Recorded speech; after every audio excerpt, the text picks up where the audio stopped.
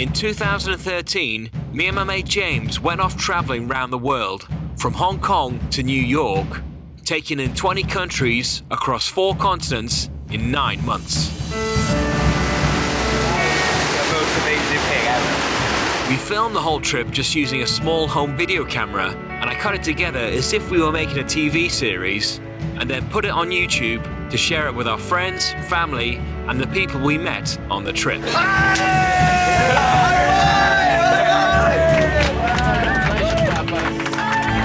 I didn't actually expect many people to watch it because back then, YouTube was just filled with short clips of people's cats. And we were asking people to watch 11 45-minute episodes. Welcome to Machu Picchu. One of the best camping spaces ever. But it gradually took off, and today, the series has a combined total of 2.5 million views. We just met some random people and they've seen HK2NY on YouTube. Oh yes, we have! It inspired us to come here. That's amazing. So in this 2-part retrospective film, both James and I are going to take the time to first of all look back at what motivated us to actually do the trip. I felt like my whole young adult life was just slipping away. You know, it's like, I want to go traveling again and make up for lost time. We'll also share some of the untold stories from our adventure. The 4 guys jump in their boat, pull out some guns. We'll talk about how the trip changed our lives. Every single country I've been to, and what you learn when you travel, the majority of people are good. And finally reflect on some of our favourite moments from the trip. By this point, we're, living the dream. It was just like everything sort of fell into place. Some of which we agree on, and some of which we don't. We were sold. You did that. I didn't want to do that. We were sold. But you wanted to go to the highest mountain. We'd already been to the highest mountain. We just didn't know that. We didn't know that.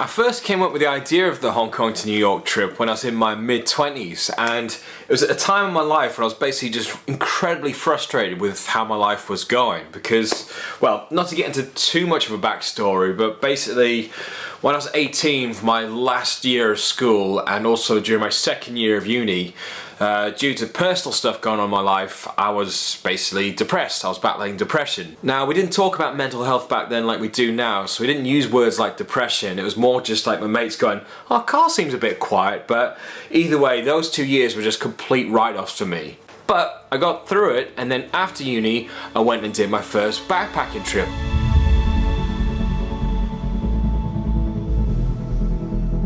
I did my 6 months of traveling to Singapore, Australia, did the working holiday visa in New Zealand, and then stopped off in Fiji in America on the way home. And I'd done plenty of traveling growing up with my family, but doing your first solo backpacking trip is a whole other level. It's just something else. And I basically realized just how much fun life can be and just how many incredible experiences and adventures there are to be had out there in the world.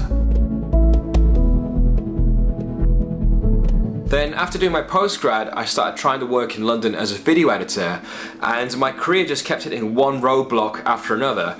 And by roadblocks, I mean people screwing me over financially. Like, I had to quit my first job because my boss owed me 2.5 months salary. I had to take people to court, I had to do criminal statements against someone, and I kept getting messed around left, right and centre by people. And I was even just doing office temp jobs in between editing jobs just to get some money in the bank by the end of each week, like, covering reception or doing some data entry or packing envelopes. anything at all just to get some cash. And I remember, I think it was the start of 2010, I was sitting there doing one shitty office temp job, just feeling miserable, and I just had this tremendous sense of lost time, which is probably something a lot of people can relate to after the year we've all just had. But I felt like my whole young adult life was just slipping away. You know, I'd lost my last year of school, my second year of uni, now my early 20s, because people kept screwing me over financially. I wasn't getting to live my life. I was just treading water. I was just existing, but I wasn't actually getting to live my life and experience anything. So I was sitting there one day just feeling really pissed off, and I just thought, right, screw this. If I could do anything I wanted in the world right now, anything, and money wasn't an issue, what would it be? And it's like, I want to go traveling again, and not just go like travel and focus on one country. I want to see as many places as possible, have as many experiences as possible, and make up for lost time and just go on the biggest trip possible. That's what I want to do. Do you believe in that place? But I guess you're gonna tell me that I should, right? And you know, not to get too philosophical, but people often talk about destiny, but you know, unless something tragic happens in your life, your destiny is to be an old person in a care home waiting to die. And I want to be sitting there looking back going, you know what? Yes, I did do that round the world trip. I didn't just live out my life as if it was just a to-do list of a bunch of chores like, oh, well, I'll get a job, I'll get a mortgage, I'll get married, have kids, then one day retire and I'm done. It's like, no, I want to go on this big adventure, so I'm going to make it happen, no matter what it takes. All you have to decide is what to do with the time that is given to you. Plus, on top of that, I want to film the entire experience and cut it as if it was a TV show, because I love travel documentaries that I've seen on TV, like The Long Way Round or The Long Way Down. I want to make that of my trip. We're going to give these guys video cameras. They'll have cameras on their motorcycles, they will have cameras on their helmets. And I dabbled in travel videos before, and I made a couple already, and I didn't necessarily expect anyone to watch the film I was going to make of this round the world trip, but it would be one hell of a creative project, a great souvenir of the trip, and also, you never know, it might help me get some work afterwards, because I can sort of go, oh, hey, look what I made just with a home video camera, you know? Especially because, even though as much as I love them, the Long Way Around and Long Way Down series have that massive support crew with all the support vehicles and different cameramen, which is why I had the line at the start of the video saying, yeah, and the idea is we're going to take just one camera and film everything. So I was sitting at my desk and I started planning out this thing just to figure out how much it was going to cost and how the hell am I ever going to save up for it and how long is it going to take to save up for it. And initially I had this idea of doing London to New York and going all the way around the world, but then I realized that's just going to take way too long to save up for, so why don't we start in Hong Kong? And the reason I chose Hong Kong was because I nearly did a freelance job there 2 or 3 years beforehand where I was going to be out there for a few months, and the job got postponed, delayed and cancelled and never happened. So I kind of had this chip on my shoulder about Hong Kong. It's like, I want to go there, I want to start there. And then the idea from there is we'll just focus on the backpacking hotspots, particularly the younger backpacking hotspots, because you go traveling at any time at any age, but we may as well focus on the younger spots whilst we're younger. See you at the party, guys! Try not to die! They're gonna die. So it's going to be from Hong Kong to New York, and whilst I was planning all of this on the sly at work, I didn't want someone coming past my computer screen and seeing some spreadsheet with a big title on of like, you know, Karl's big plan to quit his job and go away traveling for 9 months on some big adventure. So I was like, oh, I'll just give it a code name that'll be meaningless to anyone who sees it. So I just typed in HK2NY.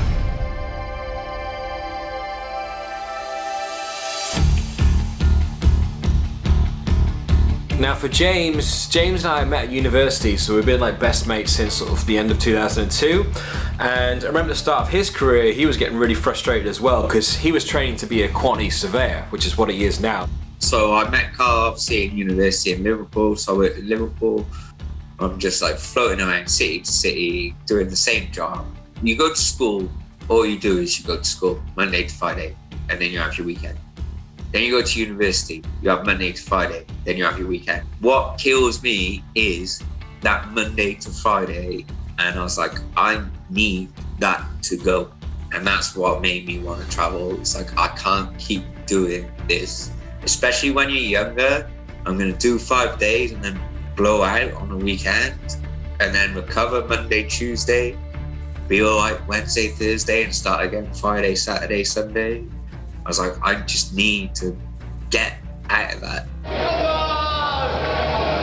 When Karl got back from his New Zealand trip, came back and he told me how good it was. And I was like, shit, I wish I'd done that. And I was like, next time you go, I want to do it. Because I felt like I needed to get out of my comfort zone. I need to explore the world and I need to do it in a big trip. And then Karl mentioned to me, oh, that's what I want to do. I'm going to go around the world. It's like, all right, I'm in.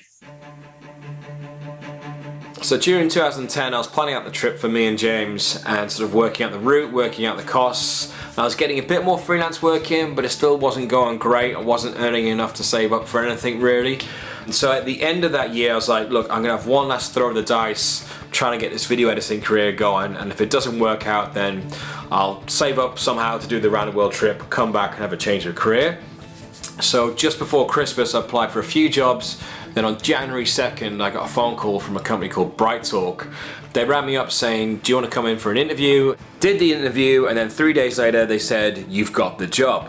And I remember walking home that day just bursting with excitement. It was unbelievable, because this job was not only going to sort out my life and my career, but it was also going to mean I could save up to do my dream trip of going around the world. Going on an adventure!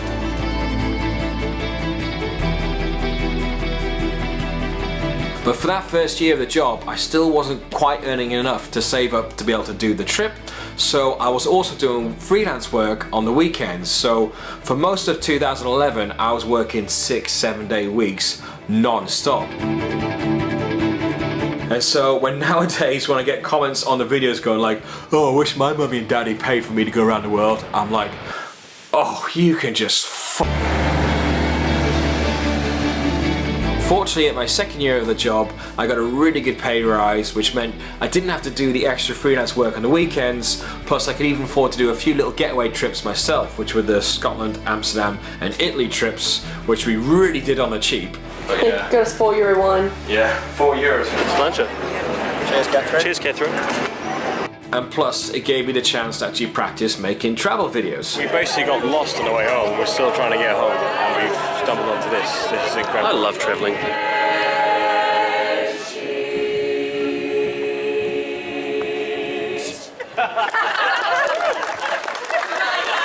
Now here's the thing that most people don't know about. When James and I first started talking about doing the Hong Kong to New York trip, we kind of penciled it in for doing it in 2012, but because I got that new job at 2011, like mathematically I couldn't save up enough in time to do it 2012, plus it made far more sense for my career to do 2 years at this job and then quit, and then I'll have something to come back to rather than just getting a job, leaving straight away and have to restart when I come back. So I said to James, are you alright waiting an extra year to do this trip? Like, we're definitely going to do it 2013. I just need this extra year. Karl decided to let's just delay it 1 year. I was like, yeah, that's fine. I'll just carry on working. It just means I can save more money. So James said, yeah, that's fine. I'm alright with waiting. The only thing that'll stop me doing a trip is if, I don't know, I meet a girl and fall in love. Guess what happened? I went to Croatia to Outlook Festival. It was a 26-hour bus journey. I met a girl. We got on really well. And it turned out she lived like 10 miles away from me in East London. We got on great. We moved to Bristol together. And then I said to Karl, oh, mate, I've just moved to Bristol with this girl. I don't think I'm going to be coming on the trip anymore. So the clip that you see in the first episode of me going to buy my ticket at SDA Travel in May 2012, I was going to buy a ticket for one person. I was going on a solo backpacking trip. Right, I'm just on my lunch break. My work is just around the corner there, and I'm about to go on SDA Travel and get a quote from a round the world ticket. Now, shut up. Then in August 2012, the day after James's birthday, he rang me up and said, hey Karl, how are you? And I was like, oh God, what's happened? Because he only ever asks how I am if something really terrible's happened to him. Unfortunately, the relationship didn't work out. I probably even rang him on my birthday and said, mate, is it still an option? Because can I get booked in? And I was like, as long as you've got the cash. And he was like, yeah, all the money I was saving for the trip, I started saving for a house instead, but I've got the cash, so I want to come on the trip. I had been working for a year longer, so that meant I'd saved a year worth of more money. So I said to him, come to London for the weekend, come stay at mine, give yourself some headspace, we can talk it through and see if you're up for it. And then he came along and he was like, well, what do I need to do? Because I don't know anything about traveling. Like, what do I have to do to get involved with this trip?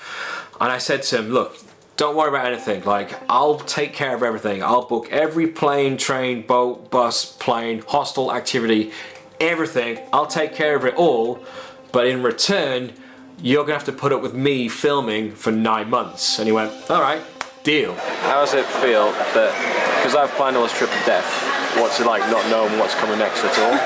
Good. I don't have to worry about anything, I'm just gonna follow you around, and if I don't like where you're going, I'll go with someone else. Yeah, I'm not going there, Karl. She looks nicer, I'll go with her instead. So I think I should just explain a bit about the ticket we actually booked with STA, because there's been some confusion about it and some people actually thought we were on like just one giant tour, but it wasn't like that at all. Basically we booked a flexible round the world ticket where we could change all of the flights 3 different times for no charge whatsoever. So even though we had these flights connecting the main parts of the trip, we could change the date, stay longer one place, shorter, whatever we wanted to do. And then we also booked with them the Outback tour for the first leg in Australia, but again we could change the start date of that pretty close up to when it began. And then for the east coast of Australia we had a Greyhound pass. It's just a hop on hop off bus pass, and again you can start there any date you wanted. That wasn't a fixed like tour or anything like that, it was just a bus pass. Similarly with New Zealand we had the Kiwi experience booked with them. And the Kiwi experience is way more than just a bus pass, but it is flexible hop on hop off. And again there's no fixed date for it, it just gets activated when you arrive and lasts you for a whole year. Ladies, we need some tits. And then we also booked with them the G Adventures Peru tour, and that was fixed because you have to buy the passes for the Inca Trail many months in advance. So that was the only bit of the ticket that was locked and fixed in. Everything else was flexible, and most of that other stuff like the Kiwi bus, the Greyhound pass, I could have booked by myself. I just did it with STA to make it easier. Now the only other thing we pre-booked before we went away was the flight into China and the train out of China, because we needed that for the Chinese visa. You needed to show how you're getting in and out of the country and when you're doing it.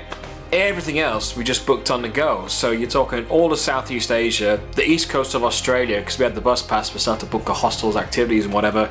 And then the majority of South America, apart from Peru, all of Central America, and then driving all across North America as well. Supersize America! And then the most significant locked in thing for the trip really was the end date. We had a fixed end date for leaving New York because we were going to fly home and it was going to be my mum's 60th birthday and then my 30th birthday, so we were going to have this joint celebration, so I had to get back for that. So that end date was locked in, and obviously that restricts how much you can be flexible when you're trying to do 20 countries in 9 months. But yeah, we still move things around. We still sort of skip some places, slow down in places, and change things up as we went.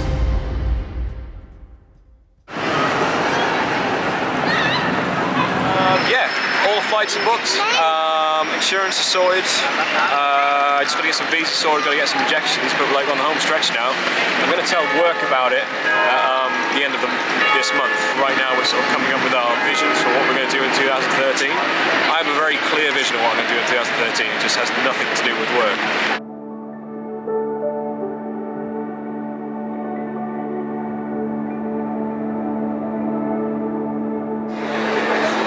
James's first experience of travelling. What is going on? Good job we didn't get steak. We were finally at Heathrow Airport and we were finally about to start this adventure, and I remember just this sort of feeling of like, almost just not believing, going like, oh my god, is this, we're actually doing this now, we're actually doing it. But this last week I kept on waking up at 5 and started thinking about stuff and thinking back to sleep.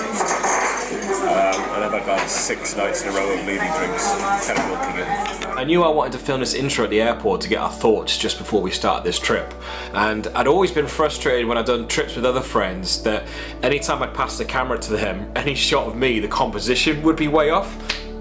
So I sat down with James in the pub, got a napkin out and a pen, and just drew out like, right, this is how you compose a shot, this is where the head goes, this is where the eye line goes, and all these kind of things. And James is the kind of guy where you teach him something and bam, he picks it up straight away. So I taught him how to use the camera, and then I got him to film me, and then I filmed him to get his thoughts. Mate, how you feeling? Not bad, mate. Nervous? Nervous and excited. And I'm pretty sure that was the first time he'd ever been on camera, like ever. I mean, you know, apart from maybe some random stupid clips at home or whatever, it was the first time to properly sit down and talk in an interview style towards the camera. What's the longest holiday you've been on? Longest holiday? 2 weeks, I think. And I'm so glad we did it. I'm so glad we got it, because it just sets up everything else perfectly. You sort of see what he was like before the trip started, and then you get to see all the change that happens throughout the 9 months. I think about a couple of days in or a couple of weeks in, it's just going to smack us in the face, like the scale of what we're doing. And that'll be terrifying, but it'll be exciting, and it'll be awesome.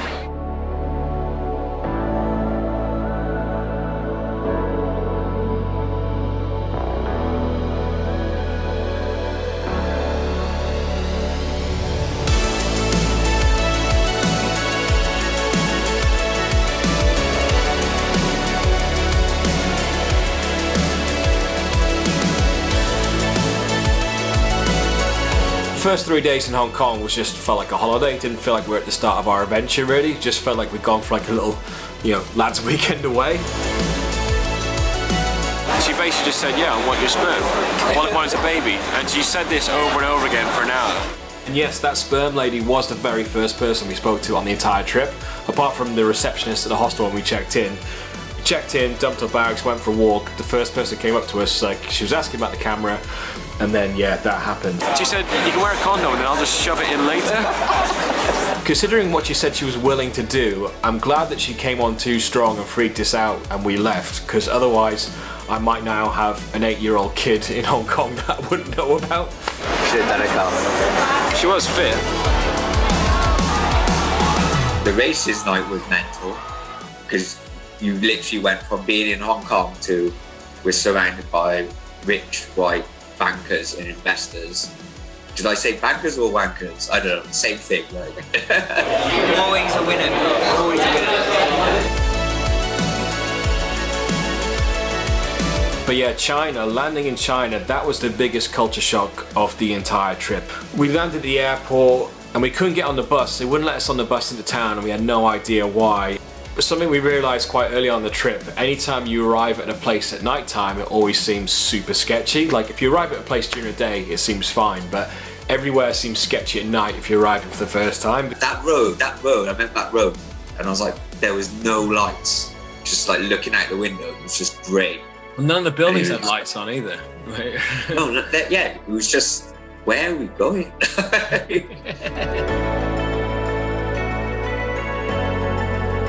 Then we got to the hostel and it doesn't have any doors, just curtains to get in this hostel. I don't think we would have found that hostel if we didn't get a taxi. Yeah. And so I remember when we got in our room, I was proper just like, fuck, right, we're in this now, fuck me. Like we've dove in the deep end here. Yeah, I could do with a beer actually. But then that evening we started chatting to people at the hostel, making friends, and they said, oh, we're going out to a nightclub tonight. Do you guys want to come with us? And we were like, sure, why not? We were the only foreigners in there and it's packed full and everyone's kind of like staring at us, not in an aggressive way, just like, what the hell are those guys doing in here? I remember walking through the nightclub and then thinking, oh, look at all these guys drinking shots. And then we ordered our first beers and they come up, they're these little stubby cans of Budweiser with a glass like half the size. It's like, oh, they're doing shots of beer. And then we looked at the percentage of the beer and it was like 3.4 or 3.5%. It's like, okay, can we have 10 more beers? The waitresses and stuff were handing out drinking games to get people to drink more. There was like popcorn, snacks everywhere. They had a DJ, a live band.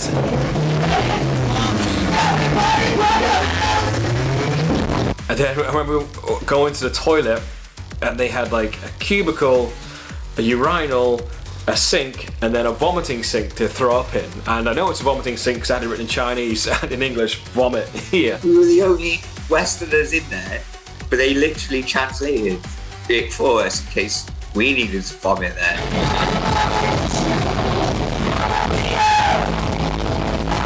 And we were just like, what the hell is this place? And then some of the locals started trying to chat to us, and a couple could speak a little bit of English, and then one of the local girls, she got up on this podium and dragged Emmanuel, the French guy, up on the podium, like, oh, let's dance.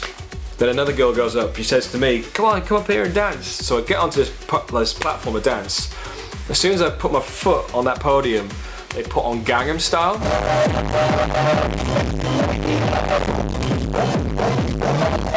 And because that was the big hit, the craze back then, when that song came on, like ticker tape and balloons came down, and I'm up there doing Gangnam Style, and it was just like, holy shit, this is a weird, crazy first night in China. Gangnam Style.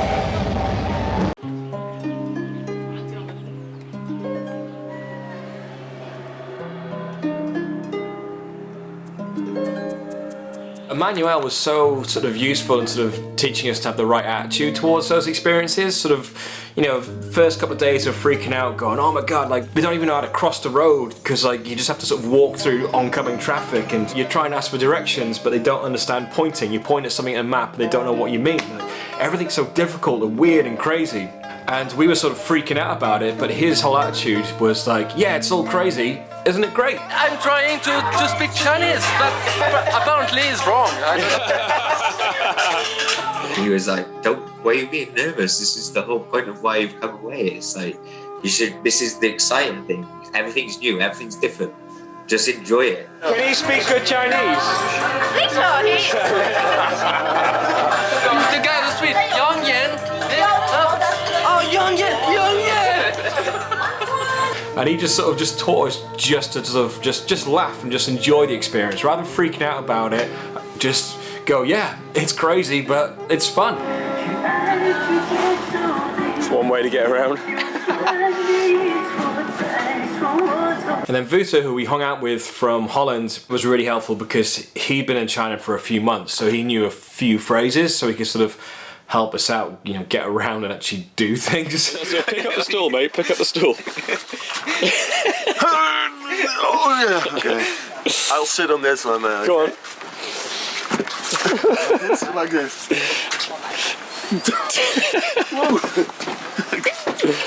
Okay. Nice work. One more.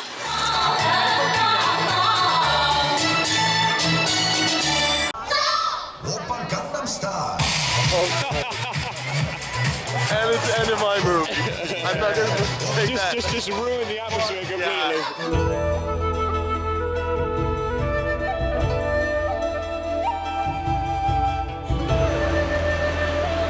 Arriving into Vietnam, I remember like the first afternoon there, you know, James and I went for a drink, and we sort of found this quite sort of Western style bar, and we were just sitting in there, and then James just went, what are we doing in here? Why are we sitting in, like, we come all the way to Vietnam and we're drinking in a Western style bar. And so we're like, from now on we're only gonna drink in local places and try the local food, and that's what we're gonna do, and just stick to that. And so we started walking down the street and we saw the Beer Hoy stuff and started just sitting down there drinking with the locals and the backpackers. 5,000 dong, that's 15p. 15p for a beer. It gets you fucked as well.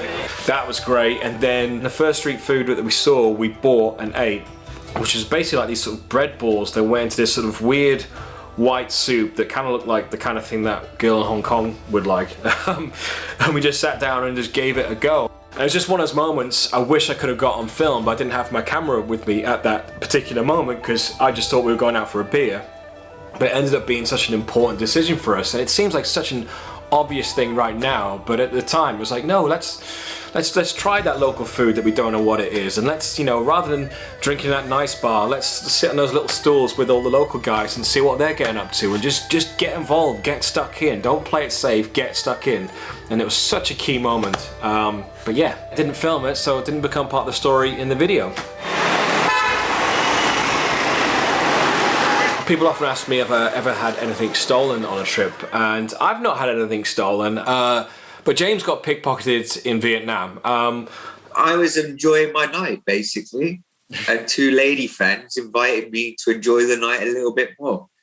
And then before I know it, my phone was gone. Let's just leave it like that. Anyway, these Vietnamese girls took me out of town. They said, hey, this is where we live. Let's just park here and we'll have some drinks. So they left. I got off the bike. They said, we're going to go park the bike. And this old man comes out with like tray of shot, a bottle and a shot glass. It's like, hey, drink some shots with me. It's New Year. Woo-hoo. And I'm like, this is going to be amazing. Shot after shot after shot. I was like, where the girls gone? I was like, you know what? I'm getting drunk now. This is time for me to go back to the hostel.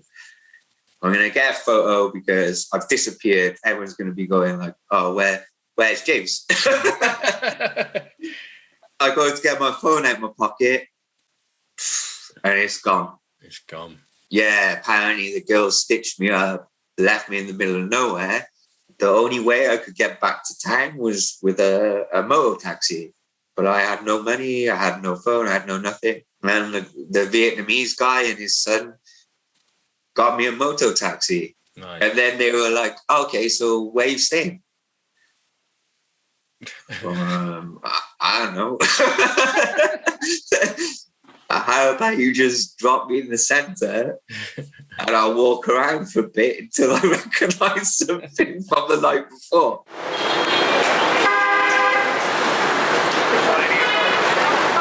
So that's why when you see us getting on the Castaway Island boat, I say, are you ready, James?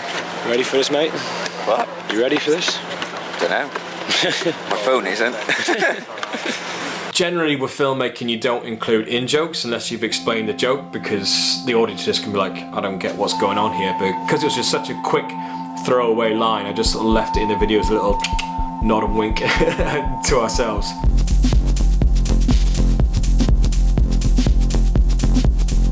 So there's 3 rules. You can't say the word T-E-N. 10 T-E-N. Or you have to do 10 press-ups. You can't say the word.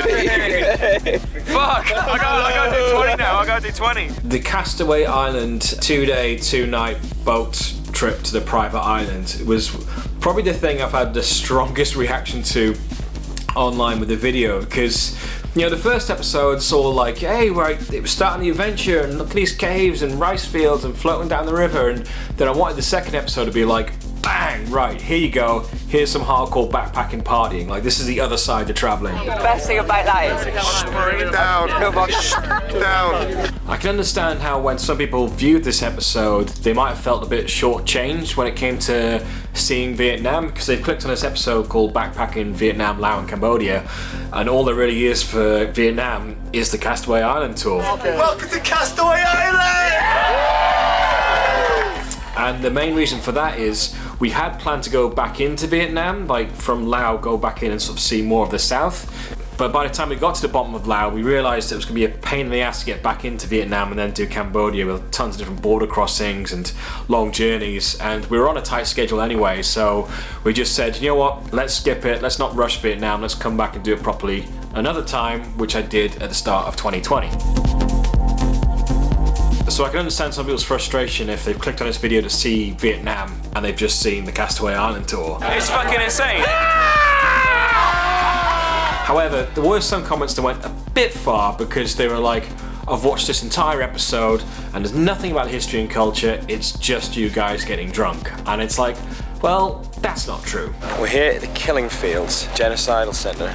See what actually happened here. In that episode you also get rock climbing, wakeboarding, tubing.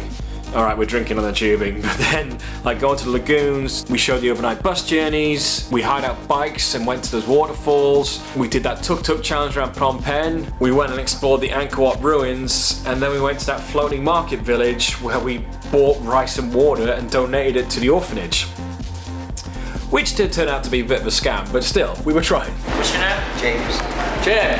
My name is 007. 007. So yes, there is plenty of us getting drunk and partying and having a good time, because that is part of the backpacking lifestyle for many people. Not everyone, but for many people. You guys been here one night then? Yeah. How was it? Terrible. But yeah, I make no apologies. I mean, we love that Castaway Island tour, and it's the start of our big trip. We've been saving up for it for years, wanted to have a big blowout, and that's exactly what we did. Everybody!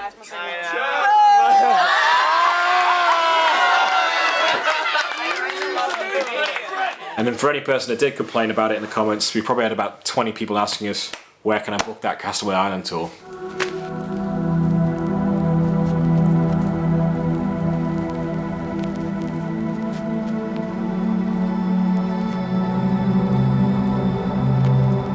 But speaking of enjoying your own trip, I think the hardest month for me of the whole 9 months was the first month. And not so much, I mean, yeah, we were, you know, it was the culture shocks and we were sort of finding our rhythm, getting used to traveling and backpacking and stuff. Not so much that, it was more just sort of getting your head out the way, because, you know, that trip had been a dream of mine for so long.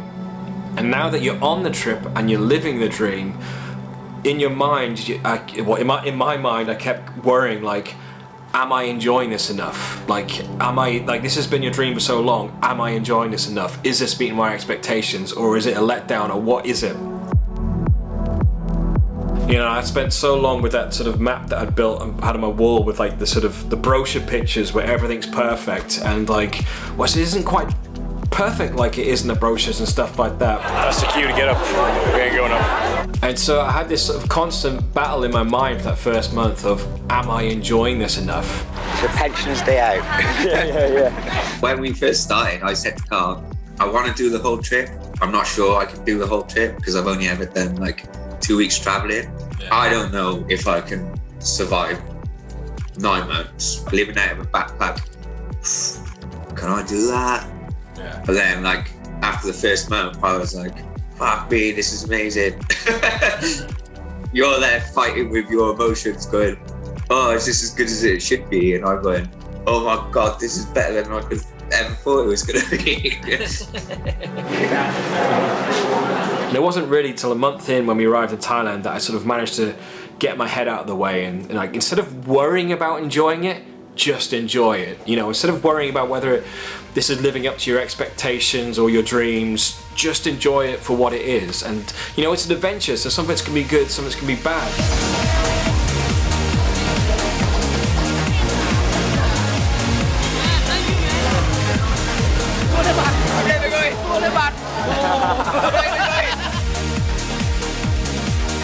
And so getting up to Chiang Mai, you know, we did that jungle trek where like the jungle trek was so they just drove us halfway up a road and then they just made us walk the rest. And we're like, what the fuck is this? But then the waterfall at the end of it was good, we enjoyed that. And so that was a bit of a letdown, but then the next day we did the Flight of Gibbon zip line and that was incredible. How'd you find it? Good. Adrenaline. And in between it all, we had this really good fun group at the hostel, had a great laugh together. Free Willy wants to go. Free Willy wants to get his flippers on the clippers. So it's just about sort of just relaxing into it and just embracing the adventure, if you like, and just go on, yeah, all right, that bit was good, that bit was great, that bit was disappointing, but whatever, just go with it and just enjoy it as much as you can. What do you think of it then, mate? Best thing we've done so far? Well, yeah. Up there with the best things we've done so far.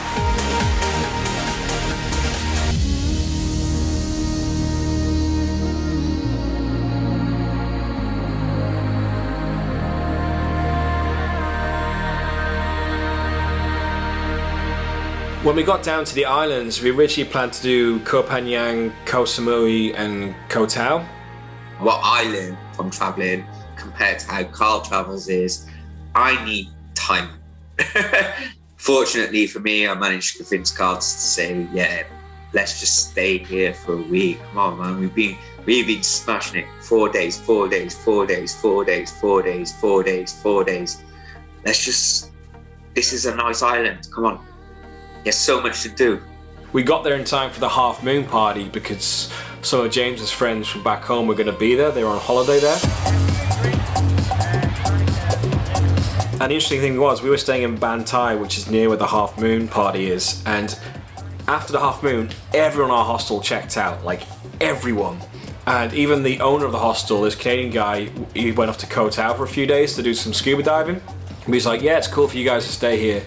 So just me and James and the cleaning lady who sort of made breakfast in the morning, and that was it.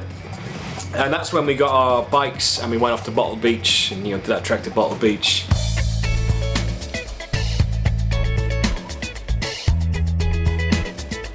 We're on the right path, but we used up half our water and half our energy going on the wrong path. So we're going to try and swim to Cat Island. I think that's Kotal.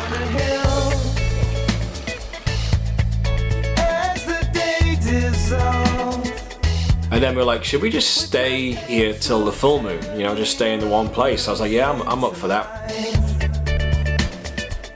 We said to ourselves, yeah, let's just have a holiday within the holiday. And I sort of gave myself a break from the filming. I was like, right, these next 10 days, I'm not gonna film. I can just put the camera away for a few days, have a break, and give James a break from it as well. Other random backpackers would show up to the hostel saying, have you got any room? And the cleaning lady was like, nope, we're full. Because she obviously just couldn't be bothered to sort of clean any more rooms or anything like that. She was having her holiday kind of thing. On the way back from Bottle Beach, we met Joel, who was staying at the hostel across from us. So he joined us that first evening. And then a guy called Hayden showed up at his hostel as well. So the next day, the four of us went back to Bottle Beach. And then some other backpackers they'd met started showing up at Koh Phangan in different parts of it.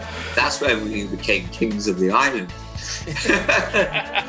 Gradually, we'd gone from like, you know, just James and I on our bikes to then four of us on our bikes to, by the time it got to near the full moon party, we had this sort of convoy of like 20, 30 bikes. Everyone with someone on their backs as well, going off to explore random beaches. So it was just this amazing how we just built up this huge group.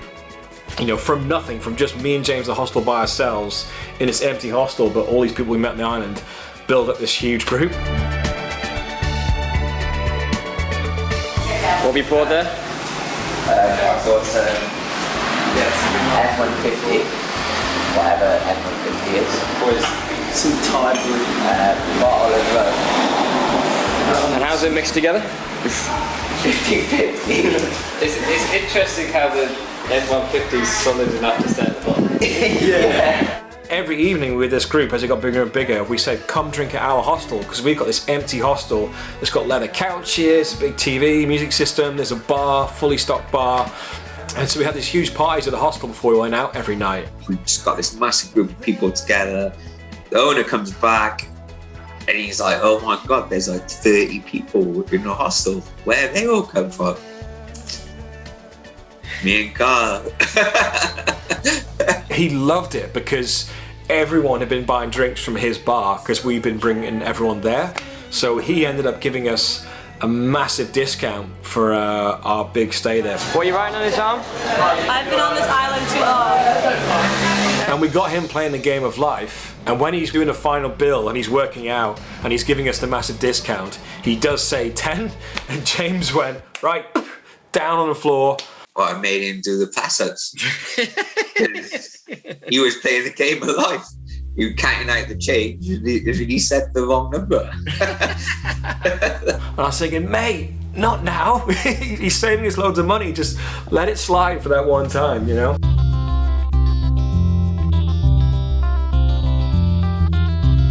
And Koh Phi Phi I absolutely loved. We had a few days there. We sort of, you know, went walking through the jungle, kayaking, and then we did that boat tour, which was just one of the best days. Now, one of the main things we came here for was to see Koh Phi Phi Lay, which is over there. That's where they shot the beach. Yes, Maya Bay, the beach, is like the super over-tourism, crowded, popular spot, but I still loved it, and I've been dreaming about going there ever since I saw the movie and stuff, so it meant so much for me to actually get there. It's one of the main things we've brought on this trip. And especially the way we did it, because some tours will just drive you around and just drop you on the beach and you get your photo and leave. But for us, we went to the lagoon behind it, swam through the lagoon, climbed over the rocks and walked out through the jungle just like they do when he first goes on the beach in the movie. And we walked out there, and that was such a great moment. There we go.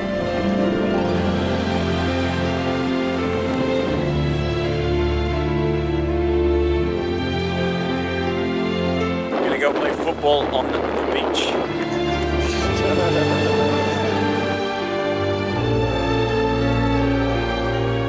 And we were there for sunset as well, so we played football on the beach with local guides and backpackers, and it was just, it was the best, the best.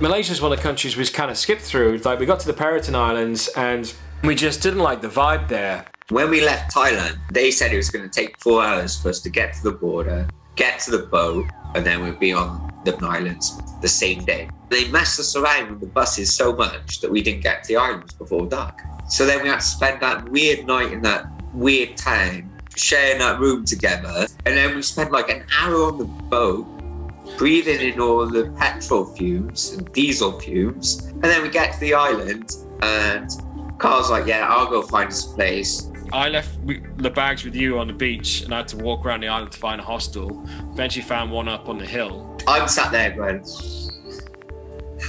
I've had enough of this place already. Like, annoyed at that whole journey. You know, I was up at the hostel, like, getting us booked in, and I could see people running on the beach. And I came back down to the beach, said to James, oh, what was that, like some kind of fun run? He went, no, it's a gang fight. It's people with machetes and a gun and stuff like that. There's a fishing boat come down, well, I call it a fishing boat, like a little speedboat, 4 guys come off. They got machetes in their hands, go down the beach, and just next to where I'm sat, there's like a snorkel trip thing, and the guys come over, they smash down the snorkel trip thing, they pick up a tripod, they smash this one guy in the head with a tripod, they're fighting everyone, they're literally taking out all the little stores that are on the beach doing snorkel trips. Next thing you know, 20 guys, maybe 30 guys come running out the jungle with machetes, sticks, whatever, storming down the beach after these 4 guys. And I'm like, whoa, those 4 guys are gonna get smashed. The 4 guys jump in their boat, pull out some guns. And I'm like, what? So they start running back, and then all of a sudden the 30 guys that are chasing them, they stop and turn around and run back into the jungle. All the locals just start screaming at us, get inside, get inside, get inside. I hide in the kitchen in one of the local restaurants while Karl's just strolling down to the beach going, hey James, I found us a hostel. I'm hiding in someone's kitchen because there's some 4 guys with guns storming up the beach and we don't know what the hell they're gonna do. I was like, Karl, did you not just see that? He's like, yeah, the people running. I was like, no. Did you not just see that? Mate, those guys had guns. Those guys had machetes. Oh yeah, I found us a hostel. Yeah, so we didn't stay there long. We fast forwarded.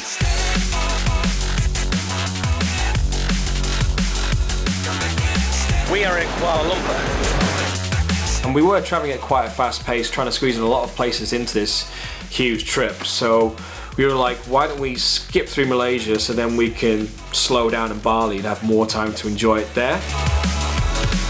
Now, some people see the video and sort of think, oh, so do you think I should skip Malaysia on my trip? I was like, no, don't skip Malaysia. Like, Malaysia's amazing. We just skipped it because of where we were on the trip and what mood we were in and what we wanted at that point of our massive 9-month trip. That doesn't mean you should skip Malaysia. It was just what we were in the mood for at the time. And it was completely the right decision. Completely. I don't regret it at all.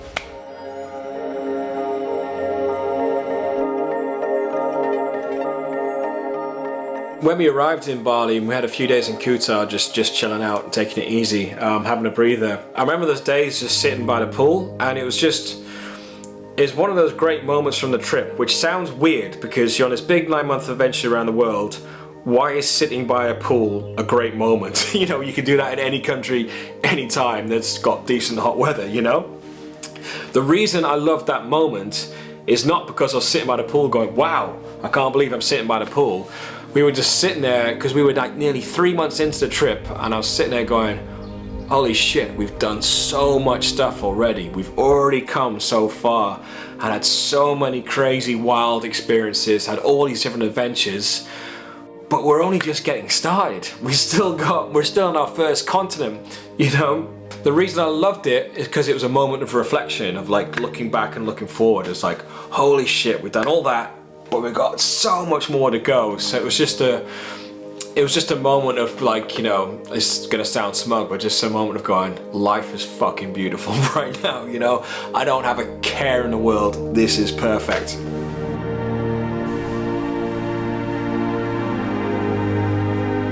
Because normally when I'm away, I don't like sitting by the pool. I want to be out doing stuff. But because we fast forwarded through Malaysia and had this extra time in Bali, we had the time to just sort of go, you know what? Today we're gonna do nothing, and it doesn't matter. Because just nothing, like our only responsibility is to have a good time, so I'm more than content just to sit here and do nothing. We've been chilling on the deck chairs all day, and I want James to say what he just said to me. I might go have a lie down. Before we go out, you might have a lie down, even though we've been lying down all day. I haven't, that's a lie, Karl. That's a complete lie. What have you done? I walked to the bar and back. Once? Twice. It takes a lot out of you.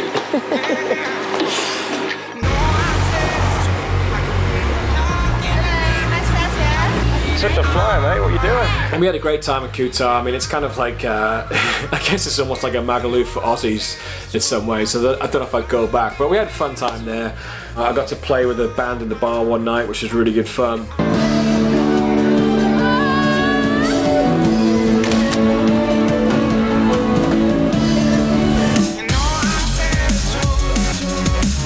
Then we got to Gili T, and Gili T was awesome, and it's one of those places I didn't really get to capture that well on film. The Bali episode's only like 20 odd minutes long. It's like the shortest episode ever, but there was lots of cool experiences that I didn't manage to capture because I didn't have my camera with me at the right moments. One of the first evenings at Gili T, we made friends with Brian and Vicky, and then Brian had been out on a boat during the day just fishing with this, you know, local guy, and so they were cooking the fish together and they invited us along, and so we just chatting with the locals, eating the fish, and I had a guitar and we started jamming, and it was just one of those cool random moments. And I literally remember at the time sitting there going, God, my camera's all the way back at the hostel, damn it. I mean, it's probably a 5-minute walk back to the hostel, it's Gili T, but I was just enjoying it. But that would have been a cool thing to get on film. I remember the night market and all the food there being great, but also I'd love to have been able to capture the snorkeling, but I didn't have a GoPro, you know. There is GoPro footage from the party boat in Gili T, but that GoPro belonged to someone else. I just got the footage off them. But the snorkeling at Gili T, you walk up to the end of the beach, then swim out a few meters, and then the current just takes you back down like a lazy river, and there's this big drop off like where all the reef is, and it's just, you know, tons of fish, tons of turtles, tons of everything, and that would have been so cool to capture on film. So we had all these cool little random experiences there, but the only bit in the video is the party boat. And party boats are easy to film because, you know, everyone relaxes in front of the camera because they're a bit drunk, you know? Looking good, mate. Tuck it over your nipples, don't be a flag. Don't be a filthy flag.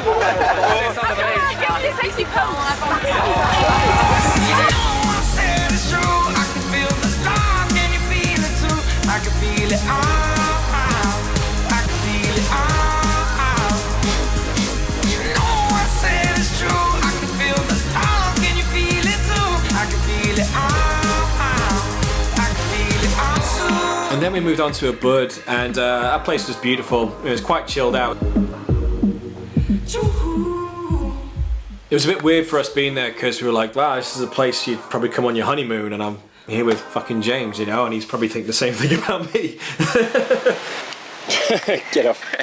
And like the rice fields there, which is now like an Instagram haven, we just sort of drove past it on our bikes and stopped and went, oh, that's nice, took a picture and moved on. But now it's sort of, I think you have to queue and pay to go on those swings for your Instagram picture, and it's just turned to this sort of Instagram bullshit, basically. What's happened to your hand? can't open my thumb. Riding the bike. But when we went and hiked up the volcano, you have to pay for a guide to go up that volcano. You can't go on the pass by yourself, and they have people blocking the pass to make sure you don't do it, because we tried. I don't think this is like a Thailand scam. I actually think this is like, you can't climb the volcano without a guide, because we don't want you to climb up it and die. Yeah, basically. So after 3 attempts, we met this one guy and said, okay, follow me. And so we paid for a guide, and he said, right, follow me on your scooters. And we just got these little automatic rental scooters that are just designed for going to the shops, like around. And then he just takes this sort of left turn, and we start going up this sort of dirt track that's just sand and rocks. And we drove halfway up the volcano in these little scooters that are, you know, they're not meant for that at all. I just like flying up, kicking the backhand out, bam, bam, I should know James is BMXer. Carl, looking at Carl falling over every corner. Hey, come on. And then the guy's going, is he gonna be all right? I was like, he might make it. Don't worry about it, we'll just walk up ourselves.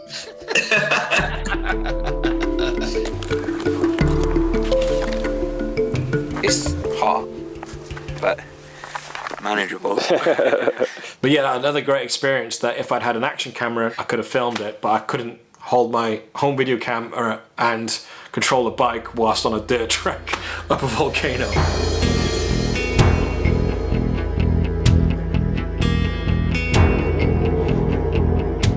Then we finally made it to Australia, and that was a big shock to the system just in terms of the price of everything, because Darwin and the outback in general is super expensive. We arrived in Darwin, and it's like we booked a hostel. It's 24-hour section. Yeah, bullshit. We got there like 6 a.m. or something. We had to wait outside for 3 hours before someone woke up to let us in.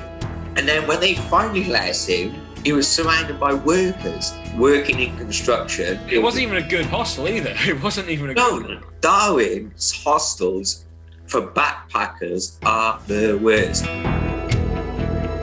The exchange rate was really bad for the UK at the time as well. Coming through Southeast Asia where you can just live like kings and eat out all the time and do whatever you want. Suddenly sort of getting there, it was like, oh God, right, we're gonna have to adjust to this kind of backpacking where it's like, you know, you are living on a budget, you gotta cook your own food, you gotta be careful with your money and stuff. What's on the menu? Pasta. Backpacker special. Sweet. Pasta and beer. That's all you need. Traditional Australian pasta. Which is what it's like when I was there in 2006. I just kind of forgotten about it in the sort of all the fun we're having in Southeast Asia. But I remember when we started on the Outback tour, and I did have like one of those moments of going, now it feels like we're on a round the world trip. You know, the sort of first 3 months Southeast Asia was just like one big crazy party, but now we've got a complete change of scenery, complete different environments, and we're gonna have more big changes like that to come. It was like, right, I remember just sitting on that bus at the start thinking, yep, we're properly on the world trip now.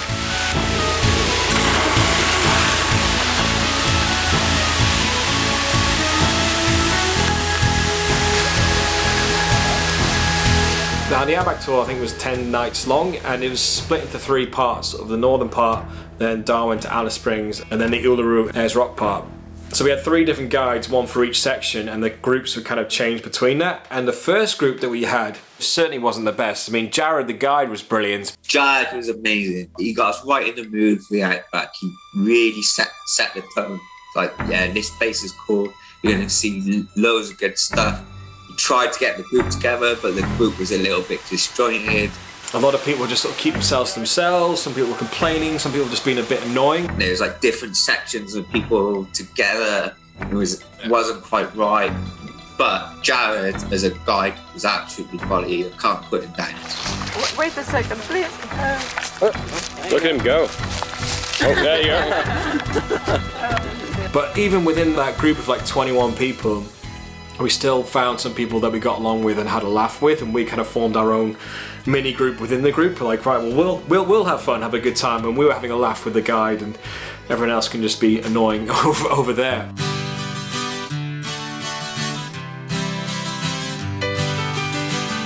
And then when we moved to the second leg, where we were with Scotty, all the good people that we made friends with in the group were actually carried on, whilst all the annoying ones weren't on that next leg, so it worked out perfectly. and then chuck into the mix some of the new friends we made, like Mike. Playing everything today. And then suddenly for those 3 days we had like one of the best groups I've ever had. And the bus was only half full, so it's like 12 of us on a 21 person bus. We had plenty of space to move around, chat to each other, chill out.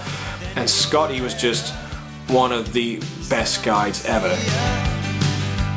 The way Scotty did it, he created his own little... It wasn't just like, hey, there's Devil's Marbles. We went to these waterfalls, and it was rather than just, hey, here's the waterfalls, swim at the base. It's like, right, we're going to go on a Scotty adventure. Yeah, so climbed all the way up, and then there's one bit where if you were confident enough, you could dive down the hole, you'd swim under and pop out the other side. I couldn't do it because, like, I don't know, I'm not scared of water, but I'm intimidated by it, maybe. Yeah, that's probably the best thing. I couldn't find the hole. Well, that's normal for you, isn't it, Karl? Devil's Marbles, Scotty's Adventure, where it's like, do you really want to jump over this gap? Just got to jump across there. Yeah, just jump across there. If you jump over the gap and you don't make it, you're going to break your ankle. Now I straddle the rock, pointy rock. I think everyone jumps the gap. I think he is making it up as he's going on. When did you invent this route then, Scotty? Oh, years ago. But that's what you want. You don't pay to go to the outback to have like safety rope wrapped around you. Yeah. Do you know what I mean? Like, it was brilliant. Absolutely brilliant. That route in the outback could be very, very dull, but he turned everything into an adventure, everything into a game. He knew all the secret spots to go to. Best in the world, Scotty. You took a trip that was really not that interesting. You made it fantastic. Never forget it. And the winner is from Canada. How'd you feel about your performance? Pretty good. Well, it wasn't my best, but there's always next round. What could have been one of the dullest parts of the whole 9 month trip became one of the best parts, and I always say it's the people that make the place. It was just like everything sort of fell into place. Amazing people, amazing guides, amazing scenery. It's just absolutely brilliant. Yeah. Did everyone enjoy Scotty's Adventure?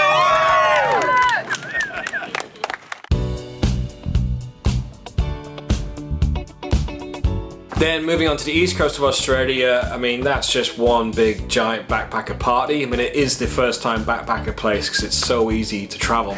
You guys cool doing a 15-minute interview for the video? And I remember sort of about to do the Whit Sundays and thinking, oh, we had such a good group in the outback, how are we going to top that here? But then we get on the boat and it's Captain Max and we had an amazing group of people there. Hey! Bye-bye! And then after that we're thinking, oh, we had such a good group for Whit Sundays, how's Fraser Island going to top that? And we had an amazing group there, made so many cool friends, had an awesome time. Wait, you only did one.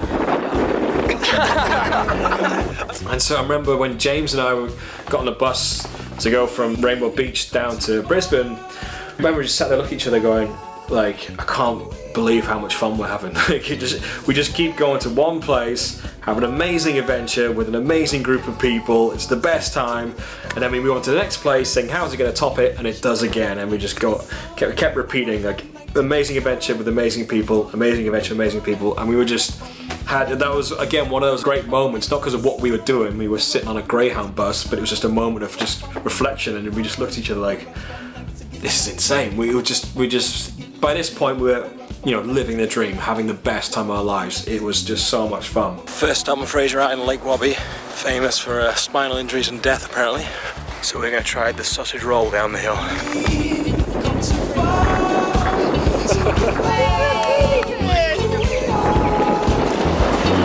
Stand up! Stand up!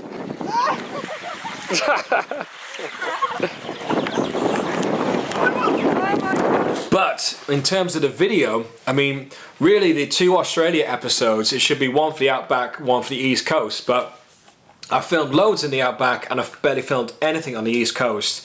On the east coast, I was just getting, by that point, we're about coming up to the halfway point of the trip, and I was just getting really tired of filming, really sick of it. That's Nimbin, good place to kill 20 minutes. If that. You're saying the weirdest place you've ever been? Yeah, definitely.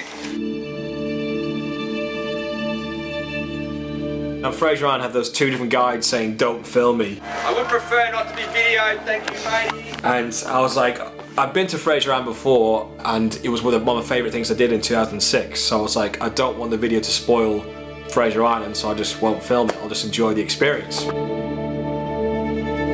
Making a video for 9 months is obviously tiring, but also back then, 2013, even though it might not seem that long ago, you know, this was before anyone had Instagram. I didn't know anyone else who was filming their travels. I'm sure some people were. I'm not saying I was a pioneer, but I didn't know about anyone else who was doing it. I only met 2 people in the entire 9 months that had a GoPro, whilst nowadays everyone has one. Plus nowadays, if I have a camera out, people are like, oh, you're making a YouTube video. I'm like, yeah. Whilst back then, if I had a camera out, they're going, what are you doing? Why are you? I'm making a video of the trip. Why? Why are you filming it? Well, because I want to, it's fun. Right, fuck that off. No pressure, mate, no pressure. So I was getting very tired of sort of having to have those conversations. Like each time you meet people, you're not just doing the whole like, hey, where are you from, where are you going, all that kind of ice-breaking stuff where you have the same conversation over and over. I then had to explain to people, by the way, I'm filming, and then you got to try and get people on board with it, and people were a lot more camera shy back then than they are now. I mean, now everyone's filming themselves every day for Instagram stories or whatever the current app is they might be using, but back then it was just, you know, it was a lot harder. When I'd done trips previous to this, like the Italy one or Scotland or whatever, I filmed everything, like all day, every day, because I didn't know what would work and what didn't.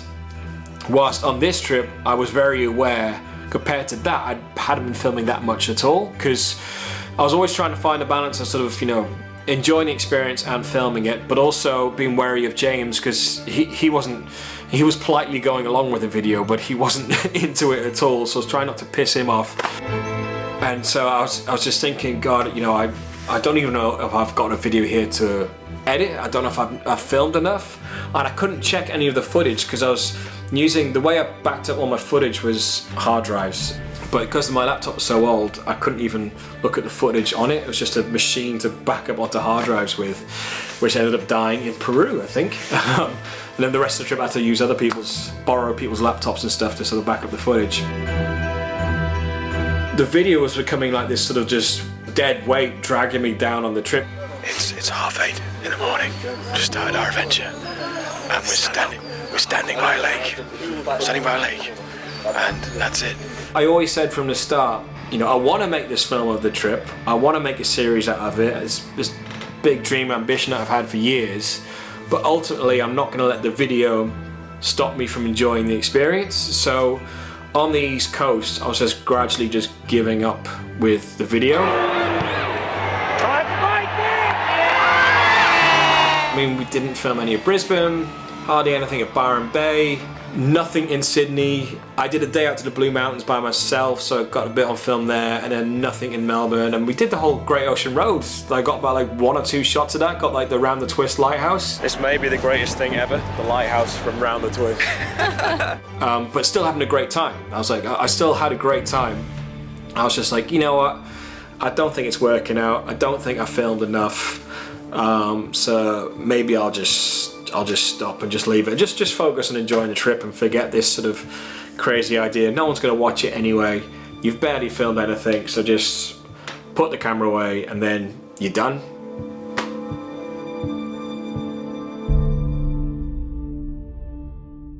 Oh, does he finish the series? You know I finished the freaking series, you've watched it, but I got to split this episode in 2 somewhere, and it seems like a good spot to do it. It was the halfway point of the trip, and yeah, it was true, I nearly did give up on it, so find out what happens in the next episode.